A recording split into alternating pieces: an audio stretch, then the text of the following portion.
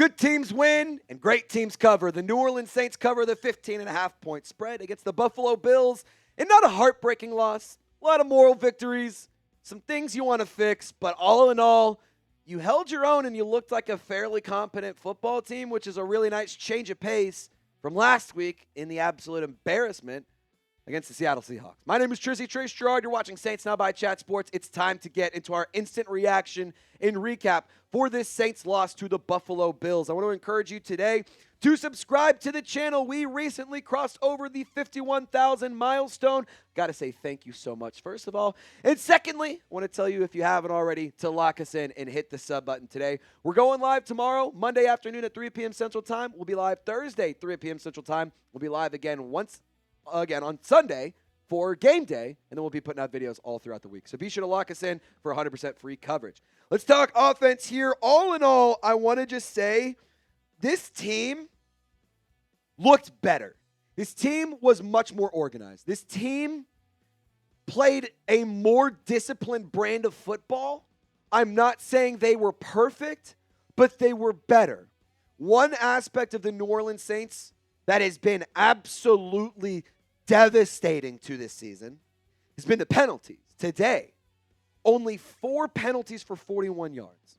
The Buffalo Bills, 11 penalties for 55 yards. The big difference between Buffalo and New Orleans, the Bills can afford to give up a bunch of penalties because they have a good enough roster, great quarterback, and a competent coaching staff. The New Orleans Saints don't have a good enough team right now to be able to give up a ton of penalties. They did a good job playing clean football, but all in all, you were not the victorious team. I thought Spencer Rattler did an excellent job with his legs specifically today. Kellen Moore giving him a lot of credit, saying he came alive in the rushing attack. So Spencer Rattler was third in rushing yards for the New Orleans Saints today. 6 carries, 49 yards, averaged over 8 yards a touch. 15 yards was his longest rush of the day. He did a great job extending drives and keeping the offense on the field with his legs, especially on third down. We were able to see him move around in the pocket, move up into the pocket. Sure, he got sacked 3 times, but I thought overall he did an excellent job of using his legs as a weapon, not just as a resource, if you understand what I'm saying here. Spencer Rattler, once again, not the problem, not quite the solution. Was good, wasn't great in my opinion. Had a rating today of an 89.4 overall. Now, Kendre Miller, in my opinion, was the more impressive back today. I thought Alvin Kamara was awesome, but in my opinion, it's Miller time. I was looking to see if I had an extra beer can lying around. I don't, because we drank all of them during the watch party, but it is officially Miller time. Living on the Miller high lives from here on out the rest of the season. We're drinking Miller Lights all year long because this guy right here is putting on a really, really good show. 11 carries, 65 yards. He found the end zone. That touchdown run, I tweeted it on my account. Oh, my God, it was grown man football. He was slippery. He was breaking tackles. He was running through people. He was impossible to bring down. Kendre Miller, in my opinion, really is starting to emerge for the Saints offense. And Alvin Kamara, nothing against him. I just thought Kendre Miller had an impressive day. But Alvin Kamara also put up some good numbers today. Over 4 yards per carry, 70 total yards on 15 total rushing attempts. Alvin Kamara had 4 receptions for 2 total yards as well, so not much of a receiving threat for this ballgame. But all in all, I thought that the New Orleans Saints offense at times was looking really, really good, and they were putting together nice drives. But too many times they found themselves not able to finish their dinner, leaving stuff on the plate. A big problem for today's game, in my opinion, was Chris Olave. By no means do I want to sit here and say that this guy needs to be traded yet. I saw people in my live chat, I saw people on Twitter saying, dude, just trade him. He's terrible. He's not doing it. He's no blah, blah, blah, whatever. I'm not going to talk about trading Chris Olave because, quite frankly, I thought that he was okay. 6 total targets, 3 catches. He had a bunch of egregious drops earlier in the game, but then he bounced back with that touchdown catch, which was his first touchdown catch since week 3 of the 2024 season against the Eagles. Chris Olave, if you're going to be the wide receiver 1, needs to be better. In my opinion, he is not earning major money right now for the New Orleans Saints in terms of giving him more money later on. Saints picked up his 5th-year option, but you have decisions to make around this player because, in my opinion, he hasn't been that great. Like, I think that he needs to be more consistent, needs to be more reliable, and needs to stop dropping passes. Jonas Sanker, I want to give him the MVP ball. Game ball goes to Jonas Sanker without a question. Number 33, the rookie. absolutely flourished today. He had his welcome to the league day. Felt like he was making plays everywhere. Every single time that there needed to be a play to be made, it felt like Jonas Sanker was near the football. He had back-to-back amazing plays, climbs the ladder, swats away a pass on second down to force the third down. And then on the next following play, comes up, deep pass, interception. Gets the first interception for Josh Allen in a very, very long time. I thought that Jonas Sanker said, welcome to the league. I am here. And I got to say, shout out to Virginia. They had a great week for football. The college football team had a great day. Yesterday. Jonas Sanker had a great day today. Pretty wild seeing these rookies start to take shape. I also saw a lot from Quincy Riley today. Thought a lot from other players as well. Danny Stutzman getting in on some action in special teams. I think he needs to be more involved. It's Pete Werner. If we can just go full screen really quick here, Lopez. Pete Werner, in my opinion, I'm going to have to stop myself here. Pete Werner hasn't been good enough. Pete Werner is a player that the New Orleans Saints paid and invested in because they believed he would take that step, and he just hasn't yet.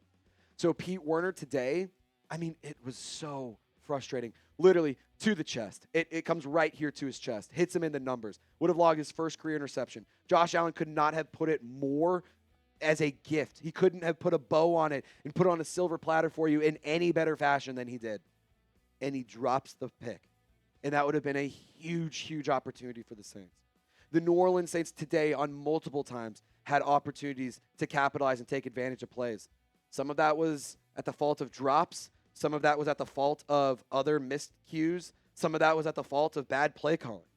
I thought that there were a handful of issues. I thought there were a handful of good moments. But all in all, my question is, what was the biggest issue for New Orleans today? Was it stopping the run? Was it Spencer Rattler just not being the guy? Because I don't think that's necessarily what it was. They played clean football. The play calling at times a little questionable. But all in all, this team just needs to find ways to play complete football. In the second quarter, I went on record, you gave up 13 total yards of offense. That's amazing. The Saints defense made plays. They had good moments. They just couldn't stop the run. They left opportunities on the field, and they did not seize those opportunities when they were presented to them. We're going to talk a little bit about the defense. We're going to talk more about some other scores around the league and injury stuff you need to know. But first things first, want to get you guys some new swag. Go to chatsports.com/Saints Rewind. Link is in the comments and description of this video. Highly encourage you to get yourself some new swag. Trying to remember the good old days. So we're trying to show you guys the throwback logo to try to throw it back to some wins. Chatsports.com/Saints Rewind. I know that way back in the day it was the Aints and the brown bags, blah, blah, blah, whatever. But I'm trying to be nostalgic and remember the days that we were winning football games. So I want to throw it back and get a Rewind t-shirt. You can too. Shout out to my guy Mikey Taylor and Isaiah, by the way. Sent me some pics of them rocking this gear. It looks so fresh, and you will look good too. Hit the link in the comments or description, or just go to chatsports.com/Saints Rewind to get this Nike long sleeve t-shirt. Now, Josh Allen today, he was good, man. He was good. Not only was he a factor as a passer, 209 yards through the air, 2 touchdowns, 1 interception, a rating of 113.6. Got sacked 3 times today. The defense did a good job bringing some pressure on Josh Allen. But he also had 7 carries for 45 yards and a rushing touchdown on the ground. James Cook, over 100 yards today, 22 carries, 5.3 per carry, 1 touchdown. The New Orleans Saints were incapable of slowing this guy down. And I understand that James Cook is a good football player, but the Saints were just they were broken when it came to try to stop this guy. I thought that James Cook was also somebody who, throughout the game, just was making the plays when they needed to.